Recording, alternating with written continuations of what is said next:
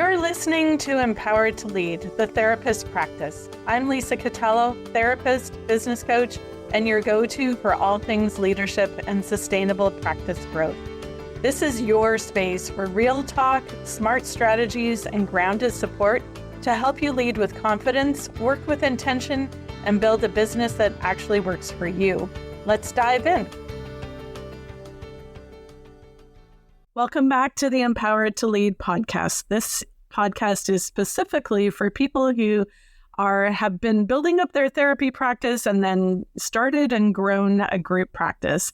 And so a lot of the theme that we have for this summer is really, once you have an established group practice, you've got different pain points as a leader and as a business owner. And so hearing stories from people across Canada as group practice owners and how they have dealt with those challenges and grown as leaders, and even just to get some solutions as you're thinking through how would this work for my group practice. And so I'm really excited to have Haley Moore on today and sharing some of her story. We're going to be focusing a bit on her hiring process and what that has looked like. A lot of us struggle to get a really good or to identify our ideal therapist, let alone find them and retain them and what all that looks like. So excited to hear a little bit about what that process has looked like for you, Haley. Before we get started, just a little intro of yourself, where you are, a little picture of what your group practice looks like now, and then we'll dig into some questions. Hey, well, thank you so much for having me, Lisa. It's an honor to be here today. So like Lisa said, I'm Haley. I am the founder of Therapy Uninterrupted. For a virtual group practice located in Ontario. Right now we practice virtually, but we are expanding into some walk and talk and considering an in-person space. So that's so cool, fun stuff coming. But for right now, we're a team of 6, about to be 7. And we have therapists that are registered psychotherapists, as well as registered social workers like myself. Okay. And yeah, we have different modalities that each therapist brings to the table, but we do serve adults, couples, individuals, and groups. Awesome. How long has your practice been going? Yeah, so I started in solo practice in 2021, and then I transitioned into group practice officially August 2024, but technically the year before I incorporated and started getting everything going. But yeah, official launch August 2024. So we're not super old, but we're almost 2 years old. So. Awesome. I'm excited to have you here. One of the questions that I try to ask everybody is, how would you describe yourself as a leader? I think that's a really good question. And when I was preparing for this interview, I kind of thought about it a bit more, and I really didn't know the answer, which was interesting. Okay. So when I reflected on it a bit more, I think my leadership is really around collaboration. I think I've spent a lot of my time not seeing myself as a leader, which has allowed me to actually lean heavy into getting people's opinions and, being a team player. And I think that has shifted over time. I'm much more able to make decisions by myself now than I was in the beginning, but I still think I'm a very collaborative person. And I think that's why I built a group. And in the long and short of it, I wanted to be able to collaborate. I didn't want to make decisions in a silo. I didn't want it to be just me. So I think, some of my best decisions have come from my team, where they said, hey, could we think about this? Could we try that? Or this is great, but what about this? They're so creative and wonderful, and I'm very lucky to have them. And I really think my job as a leader is to create an environment where my team feels valued, they feel challenged, they feel supported, they feel like they can grow, they feel like I see their strengths, they see that I actually want them to continue to be bigger and bolder. And I think that when therapists are thriving, clients are more likely to thrive, and they see that. So yeah, I think my job as a leader is to really facilitate that. And yeah, my style, I think, is mostly through collaboration. So I imagine that shows up in your hiring process too? Definitely. Yeah. Yeah.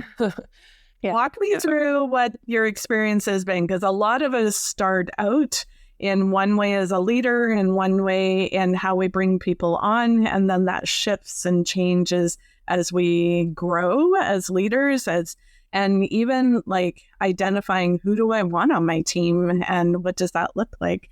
How has that process looked for you? Yeah. So great question. I started in a very specific, intentional way. So I have a background in hospital social work, and in that system, I had student therapists or student social workers, sorry. So I actually wanted to start with students, and I thought that would be a way to, again, have collaboration. Like, they're learning, I'm learning. It made it feel a little bit less intimidating to have someone on my team. So my first hire was a student therapist, and she came on, September 2024. So right after kind of opened all the doors, and she was a huge piece of figuring out how the systems I had created worked, trial and erroring, really. But I think, coming into that, it was really important for me to make sure that I was going to be able to choose who was going to be a part of my team. And I specifically chose someone who had time in the field. She wasn't a brand new grad that was going into her master's program. She had experience.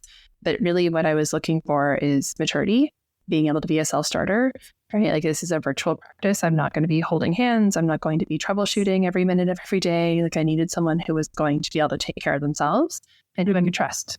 And obviously trust takes time, but there is something inherent about somebody that you kind of feel like they are either a trustworthy or untrustworthy person from the hop.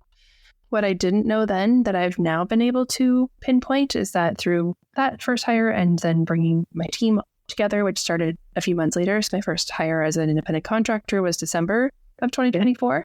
But what I've learned over the time that I've been hiring is that the thing I'm really looking for is a therapist who is confident in themselves. And that seems like it's not important. Like, why would that matter?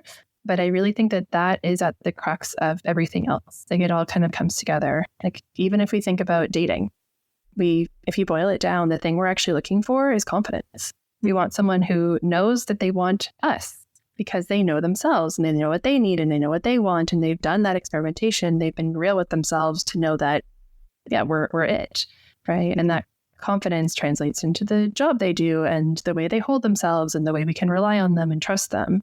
And I actually think that hiring and building a team is a lot like dating in that way. Confidence is attractive in a therapist, whether you're a client or whether you're an employer. And that ability to hold yourself in a certain way, show up in a certain way, be consistent and transparent in a certain way, like, all of those things are really important to having a good therapist and having a good teammate. And that's what I've learned over time. The people that I have interviewed or hired on and didn't work out, those people weren't as true to themselves. They were either hoping that they could become what they wanted to be or hoping I could be what they wanted me to be, but it wasn't as transparent. It wasn't as confidence ridden. And the way that someone shows up in a room is important when you're building a team. Yeah. It goes to everything. Hey, like, what's the consult looks like? How do you book the next session? How do you show up as a team member? It filters through a lot. Yeah, absolutely. And that's the thing. If you are looking for a therapist, you don't want someone who's unsure of themselves. Yeah. Right. You want someone who knows the value they're bringing to the table. They know how they can help you. They know how they can't help you. They're willing to say, I don't know, or that's not me. Like, that's the kind of trust, honesty, integrity that you want in a team player and a teammate and in a therapist. And that is why I really think it all boils down to confidence at the end of the day. Yeah. Yeah. So walk me through your hiring process. Like, now that you've identified that that's a key characteristic, what are all the steps that you take to bring on a team member? Yeah. And again, built it over time. I think in the beginning, I was like, "Ooh, I like this person. Let's hire them." Yep. So that was the process in the beginning. No, obviously, kind of joking, kind of not. Even in the beginning, I had an interview process. I've kind of built questions based on things that I've been asked in the past, or things I've found in different areas, and built a bit of an interview process. But I have changed that over time. But the most important pieces are before hiring even starts. So, knowing what you actually are looking for. Do you need someone to be filling evenings or weekends? Are you looking for a certain modality, a certain population, a certain, type of person, a certain gender of therapist? Like, what are you actually looking for? And you need to know what you're trying to fill before you can actually set expectations about what that person is going to be. I always say this to clients, and I think it's very relevant here too, that how do you know how to get somewhere if you don't know what the destination is? Yeah. You're going to have a hard time finding something if you don't know where you're going. So you have to first figure out where am I trying to go with this? What's my goal? I think it's, knowing the type of, niche that you want them to go into. And maybe your group practice has a niche, maybe it's more general and you're trying to fill a certain pocket that is missing, doing some market research of what is actually out there, what needs to be done. But I think it's also, how long do I want to take in this hiring process? If I need someone now because I have a wait list of 6 months and, that's already too late in lots of ways. Obviously, you got to do what you got to do. But ideally, you want to be foreseeing. Yeah, in a few months, I'll probably be full myself or my team will be full and I'll need more space or whatever it is. So it's really being methodical about when you're hiring as well as who you're trying to choose to hire. Yeah. And then also thinking about the type of, again, person you want to have in your team. So what is your team culture? Do you know what that looks like? Do you have definitions of that? But also, what is the kind of person that you want to be spending time with, right? Like, what's their communication like? Do they have good grammar and spelling? Like, do you want someone who's a student therapist, a new therapist, a super experienced therapist? Like, what is going to be able to fit within your practice right now? What are your practice values in terms of like anti-oppressive practice, LGBTQ plus experiences? Are you more client focused? Are you neurodiversity affirming? Like, what is the lived experience that you want your therapist to have, if any? And then also, again, on that personal side, confidence, integrity, humility, respect, transparency, all of these things that you need to know before you even try to find somebody, as well as what do they need to have. Again, like, do they need to know how to use an Excel sheet? Like for my practice, everyone's got to figure out how to use a Google Drive and a Google Sheet and, send me an invoice every month that's all done electronically. Like, we use Owl Practice, which is a virtual platform, just like Jane. Like, you need to be able to have some amount of tech capacity, but again, being virtual, any practice, but especially virtually, you also have to be a self-starter. I cannot micromanage a team. So I need you to be able to do it. And that's something that not every therapist wants or needs. All those things I think are really important before you even start. Yeah. Yeah. In the coaching and in the group practice connection, that's a lot of what I'm talking about too, is like, who is your ideal therapist, as opposed to, well, this feels really good kind of thing, right? So who do I like to lead? Who do I not like to lead? What kind of personality works well for our team culture? And then, what hole are they filling and what kinds of trainings? And it's a big consideration before you even put that posting out. Yeah, for sure. For sure. And again, like you have tons of training on this because we don't know how to do this. This isn't something that we intuitively learn as a therapist. We know how to say like, gut check, do I like this person? But that's kind of it. Yes. Yeah. Yeah. So I think, so that is an important part of it too. You do need to like them. So what I've started to do more recently in the last year or so is whenever I meet with somebody that's potentially going to join my team in any capacity, I do a 15-minute kind of meet and greet. So I'm not asking about their clinical skills. I'm not really asking about them so much as a team member, but more just as a therapist, as a person. So it's give me a live version of your resume, send me your resume, tell me why you want to be here, what do you expect of this role, like what do you actually think is going to happen within this, what's your career plan, your trajectory, and what you're looking for in that time is it's very non-committal. 15 minutes, everyone has 15 minutes. You're not wasting your time. You're not wasting their time. It's really just a good vibe check. But you're also looking for, do they want the same thing you are looking for? Do they want do they want to be here long term? Do they want a boss? Do they want to do their own work or do they want to have everything done for them? I'm just at a stage now that I'm going to be hiring an administrator, but that wasn't a thing that I could offer people beforehand. So if they have been in a group practice before that had all these administrative things done for them, that's all things my therapists do, right? Yes. So there's, what are their expectations? Can you meet them? And what are your expectations? Can they meet them? And you're not going to know everything within that 15 minutes, but you're going to have a pretty good idea just based on some questions about what do you expect? What do you see yourself doing in 5 years? Like, you at least have a good idea of the collaboration that would be possible within this meeting. Yeah. I think another thing too is that this is your 15-minute free consult with your therapist or the potential therapist, right? Yes. What would a client feel in that time period. If you feel uncomfortable, a client will feel uncomfortable. Yes. Right. And I think it's an interesting kind of, process. Looking Do they show up professionally? Professional, yes. Yeah. Do they know how to click the right button? Yes. Exactly. And that I really encourage everyone to trust your gut. If your gut says something is off, you're right. And that's it. Like 15 minutes, you're going to know something's wrong. And that's okay. Yeah. Like it's just not a good fit. And it doesn't have to make sense logically. And I think that's where we need to really buy into our intuition as therapists. We're good at this. This is the thing we're good at, trusting our gut, knowing our gut is right. We know how to work with people. We know when people are, our kind of people.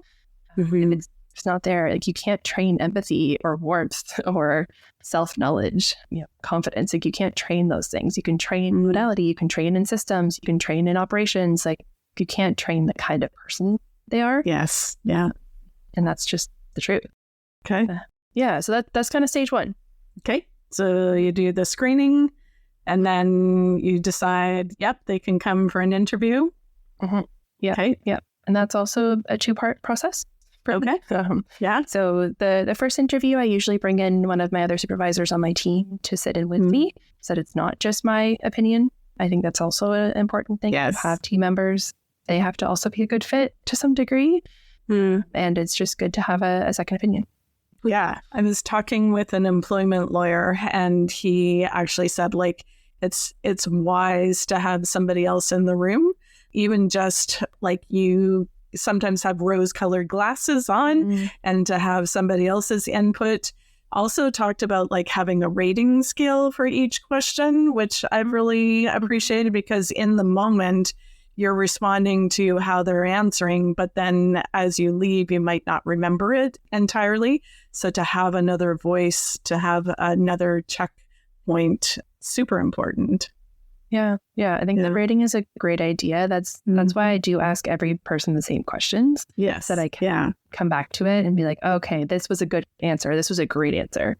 What is the difference? I always take notes during the interview, and I let people know that. Like, I do not remember all of these things, and we need to talk about it after. So I'm going to take notes. Those do not care. That's fine. You don't have to remember everything. The rating scale sounds like a great addition that I don't personally do, but I think it would be helpful for sure. But that interview, you're looking for, what do they actually have? What skills do they have? What have they been doing? What have they not been doing? I always ask people, what do people usually get wrong about you? I think that's a really interesting question. That's a good question. I haven't heard that one. I really enjoy what kind of answers you get from that. Yes. And I think it's kind of like the what are your weaknesses, but it's more about interpretation of your weaknesses, which is interesting. I always do a case study just to kind of get their initial kind of clinical skills and what they do know. I ask questions about ethics and diversity, different opinions and values to clients, self-awareness around mistakes, what they like in supervision, what are their professional boundaries, populations they don't want to work with and why. How do they take care of themselves? What do they think they can do better with? Right? Like these, I think, are all really important questions for sustainability. Yes. You don't learn a whole lot about their clinical skills in this interview, though, is what I've kind of found. You learn about them as a therapist and as a person, and a little bit about their clinical background. But I've started to do a second interview more recently to actually do like a bit of a role play with that therapist. Yes. So I'll do like an intake session with a potential client. I'll give them a little blurb about what that client is coming to session with, like what they would get in a consult. And then we do a role play of an interview. I ask them to do a treatment plan, all that. I love that. I think that's such an important part. We used to do, like, they would be in another room and they would have one of our therapists or admin in there, and we would watch from the laptop. And everybody was like, oh my goodness, I'm terrified. And I so value the fact that you were that intentional about who are you bringing on to the team, right? Because the clinical part is huge. And so they can really pour it on in the interview part and sound really lovely, and then sit in a room with someone or even with you in that and just bomb it, or, okay, these are some points that we could work on, kind of thing. Yeah, I love that piece. Yeah. Yeah, and it is important. Both are important. Right? Yeah. And sometimes I will give feedback in those interviews too. I'll say like, hey, yeah, this was great. And I think, for example, I interviewed someone recently that is more short-term. So she's done a lot of short-term therapy, which is great and not something that we have on our team. So it's an asset. And in that intake, she was told it was going to be long-term, and she was still doing very solution-focused short-term. Right. And I pointed that out, like, hey, what about this? And she handled the feedback beautifully. Right. And that's also a skill. Can you take constructive feedback effectively? Yes. Right. So those kinds of things are also helpful if you can. Not that you're looking for mistakes or things, like that, but you can kind of test the waters. Yeah. But, like you said, Lisa, we're looking for punctuality. Are you being professional? Are you being grateful? Are you, thanking me for the time? I love when someone will follow up with an email after. That's like a gold star experience for me. And not because I'm like, oh, you must thank me for my time. I think it's just a formality. I think it's something that just makes it feel like you care about the role. Yes. I'm looking for people that care. Yeah, it's respectful. Exactly. I want someone who cares. Right? Yes. So things that I think about afterwards, like when I'm reflecting on, do I really want to hire this person? Would I want them to be my therapist? Yes. Would I be with them? And not because they're necessarily like my, they're not going to help me with my issues, but would I be okay with them in a room? Would I go for lunch with them? Would I spend an hour with them just for fun? Right? They don't have to be your friend, but they do have to be someone that's pleasant to be around. If I think about them representing my company, would that make you nervous? Or would I be totally okay with that? If I think about them meeting with one of my clients that I really enjoy while I'm out of office, or if I'm on a leave, would I be okay with that? Or I would be nervous?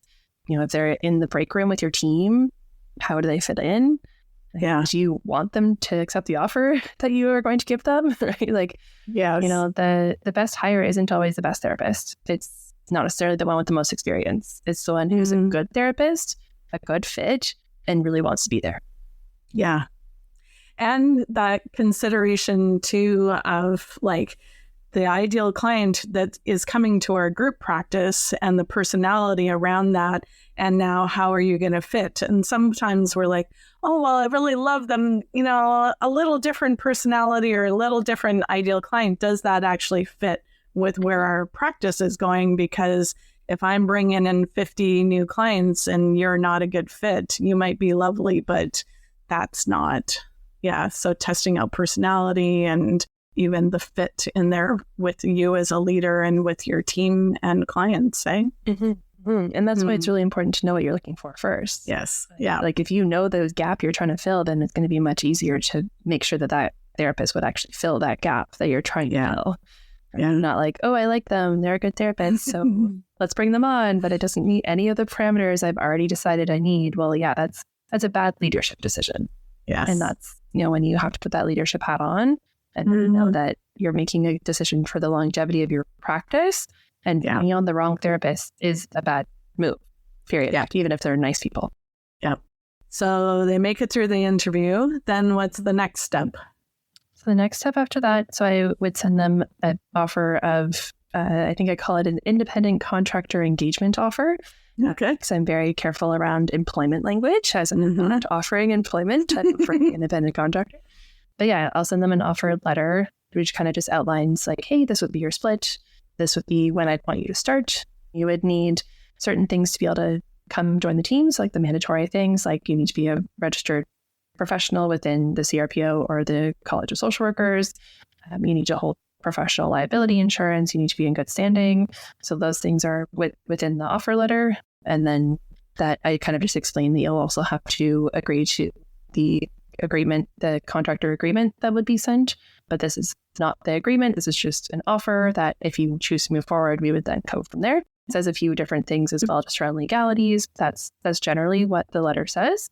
And then I ask them to accept the offer. And if they do, great. Then I would send them the contract.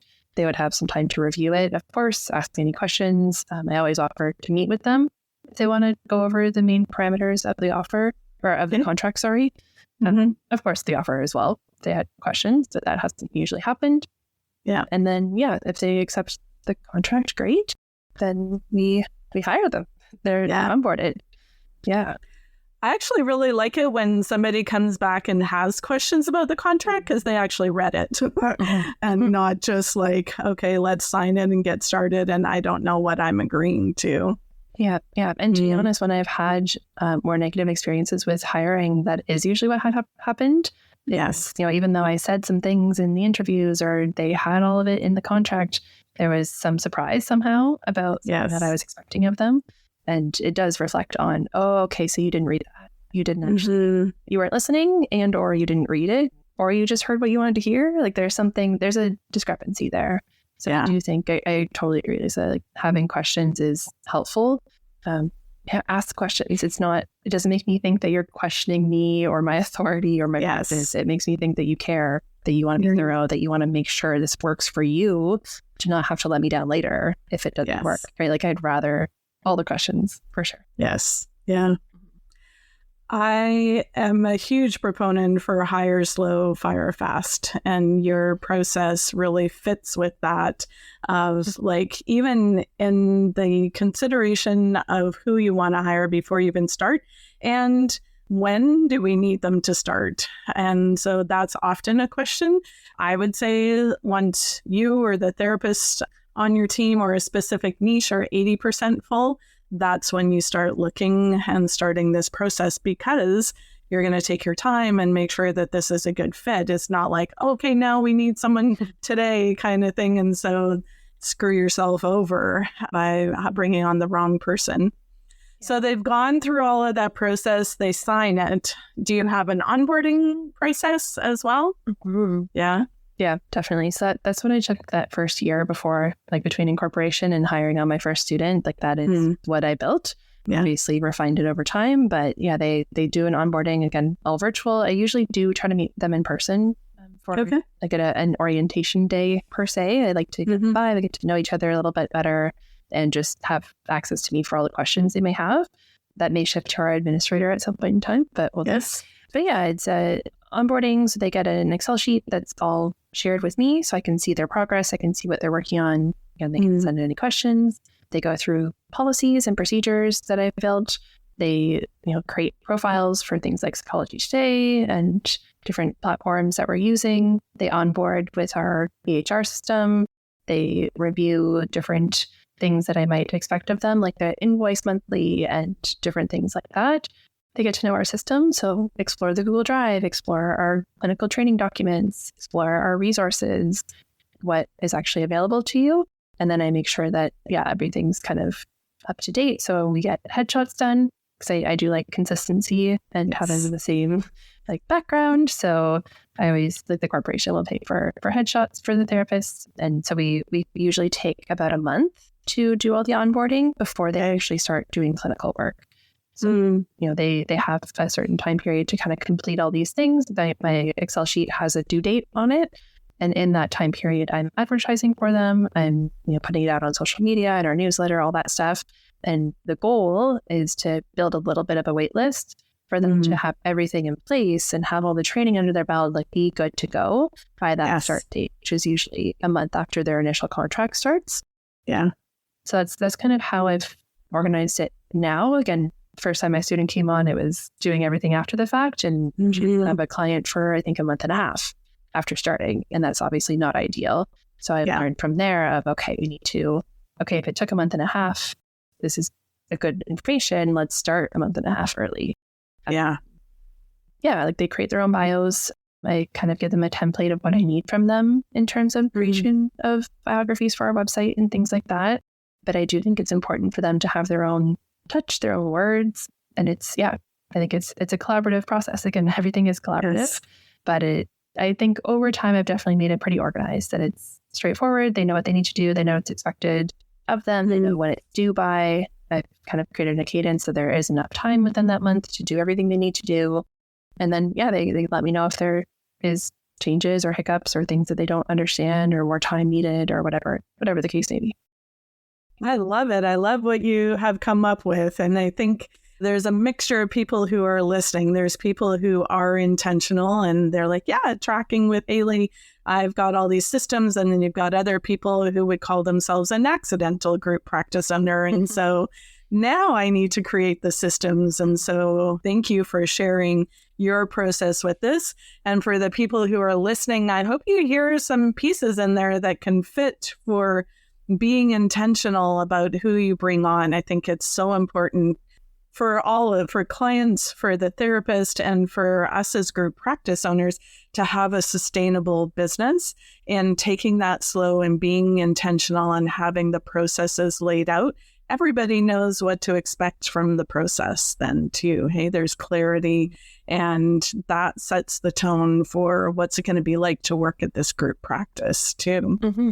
Mm-hmm. And that's the thing, like you said, intentionality leads to no surprises for the most part. Obviously, life is always predictable. So no surprises, no like, oh, you want me to do that? Oh, I didn't, like that's what I try to avoid. But also there's no panic. It's not, oh my gosh, I need to do all of these things as soon as possible so that I can get clients because I need to make money. Like there's a understanding that you will not have a full schedule for at least 6 months. Yes. So expect that, right? Like again, I want them to know what's reasonable to expect as well. I don't want to promise or overpromise things I can't do. And it's still never guaranteed. Like, you won't be full for sure, pretty much within 6 months, but you still may not be full 100% at a year from now. Like fluctuate. There are tons of reasons. And that's why I am very intentional about continuing to be creative in ways that I build caseloads as well. So like I mentioned in the beginning, like walk and talk therapy. That was one of my independent contractors who said like, hey, what do you think about this? Interesting. So, did some research, created a policy, created some consent forms, and we're going to launch it soon. Like it's just, that's awesome. But that kind of stuff has to evolve over time. And I think, there is a lot of training and mentoring involved in being a group practice owner with new therapists for sure. But also even with your long-standing therapist, they still need, your time, your energy. They're not just a moneymaker or a passive income. Like you are still required because that's why they're here with you. Yeah. For your knowledge. Yep. I would say that being a group practice owner is not passive income. It gets a little more passive as you grow and learn and step into leadership, but this isn't something that you just kind of sit and watch go by. Even if you've got all the systems and structures in place, there's still you as part of that component in there. Thank you so much, Haley. It's been so good to learn from you, to hear some of your experience. If somebody wanted to check out your practice or even just connect with you, how would they do that? Yeah. Well, again, thank you for having me, Lisa. It's been so nice to chat with you and share my experience. I hope it helps somebody out there that's trying to figure it out themselves. If they want to find me, or if anyone wants to find me in my practice, it's www.therapyuninterrupted.ca. You can also find us on LinkedIn, Instagram, and Facebook at Therapy Uninterrupted. Awesome. Thank you so much. And thank you for those of you who are listening in today. I hope that you're walking away with a couple of nuggets about how you might tweak your hiring process and onboarding as well in there. And that you're going to listen in next week and hear the experience of another group practice owner, and just know you are not alone as you do this. And so all of Haley's information will be in the show notes. And again, thank you so much for taking the time today. Thanks for hanging out with me on Empowered to Lead, the therapist practice. I hope you're walking away with something that you can put into action, because leadership isn't about doing more, it's about leading with purpose. If you're ready for deeper support, I'd love to see you inside the Group Practice Connection, my monthly membership where Canadian therapists like you get coaching, community, and the tools to build a business that actually supports your life. You can check it out at grouppracticenetwork.ca. The link's in the show notes. And hey, don't forget to hit follow so you don't miss what's coming next. We're building something great here, and I'm so glad you're a part of it.